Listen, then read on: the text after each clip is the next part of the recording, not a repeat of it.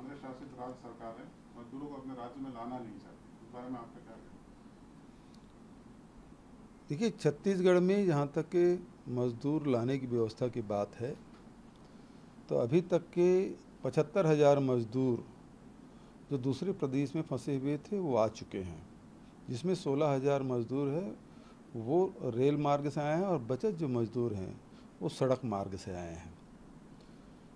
आपने जो व्यवस्था की है 2 राज्यों की सहमति के बाद से ट्रेन चलेगी और इसी में विलम्ब हो रहा है।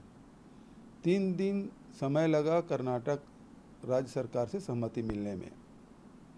यूपी सरकार में भी इसी प्रकार के ट्रेन चलाने की सहमति में विलम्ब किया जा रहा है। 11 मई से जम्मू कश्मीर से हम लोगों ने सहमति मांगी है और आज तक मिला नहीं है। तो ये आपके कार्य करने की शैली है। यदि भारत सरकार या रेल मंत्रालय सभी राज्यों से ट्रेन चला देती एंड टू एंड तो अभी तक के लाखों जो श्रमिक हैं वो सड़कों पे पैदल चलने के लिए मजबूर नहीं होते, सैकड़ों लोगों की मौतें नहीं होती। और जो भयावह दृश्य दिख रहा है वो आपके नाकामी के, आपके गलत निर्णय के कारण से हुआ है। राहुल जी के श्रमिकों से, प्रवासी श्रमिकों से बात करने पे आप तिलमिला उठे। उन्होंने तो केवल उसके दुख जानने की कोशिश की, उसके आंसू पोंछने की कोशिश की। आपने तो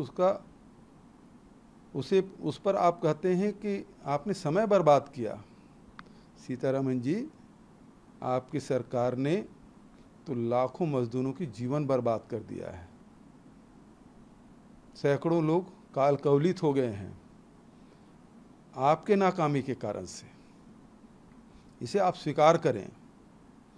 यदि शुरू से ट्रेन चला देते तो ये स्थिति नहीं होती। राहुल जी ने कहा था सब मजदूरों के खाते में 7,500 रुपया डाल दो।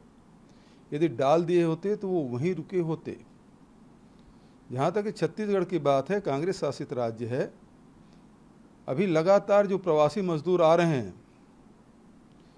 उसकी संख्या 10,000 से 15,000 है और छत्तीसगढ़ सरकार उनके भोजन के लिए और हमारे राज्य की सीमा तक छोड़ने के लिए बस के ट्रकों की व्यवस्था की है।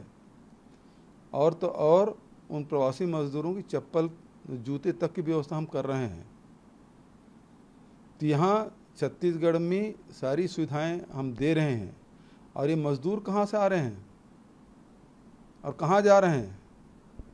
ये गुजरात से ट्रक किराया करके महाराष्ट्र से गुजरते हुए छत्तीसगढ़ की सीमा में प्रवेश कर रहे हैं।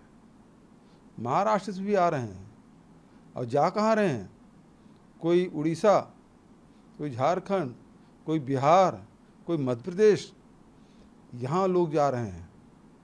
ये इसमें से अधिकांश राज्यों में आपकी सरकारें हैं और वो ट्रक किराया करके ला रहे हैं। तो आपके अपने राज्य में आप ट्रेन नहीं चला पा रहे हैं और ठिकरा फोड़ने का काम दूसरे के सर पे कर रहे हैं। आपको शर्म आनी चाहिए। आप लोगों के जीवन को नर्क आपने बना दिया है और इसे आपको स्वीकार करना होगा। जब ताली और थाली बजवाने से देश एकजुट होने का श्रेय आप लेते हैं तो लाखों मजदूर जो सड़क पर चल रहे हैं उसकी जिम्मेदारी भी आपको लेनी चाहिए।